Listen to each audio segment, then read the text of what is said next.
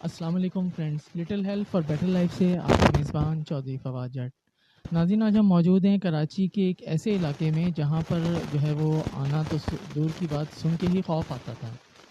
لیکن آج الحمدللہ جو ہے پرسکون ہے، اور میں بالکل مطلب آپ کہہ لیں بلا خوف